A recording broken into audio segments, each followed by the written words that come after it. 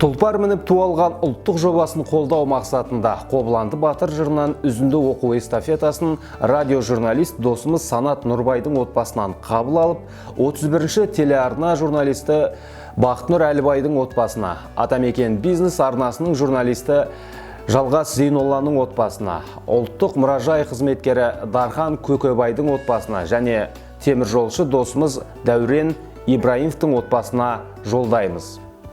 Осы бүгін естідім, жақын жерде бір шаһар, көбікті хан бар дейді. Жүрсең соған барайық, жылқысын айдап алайық. Қазаннан алған бұл малды баға тұрсын қалайық.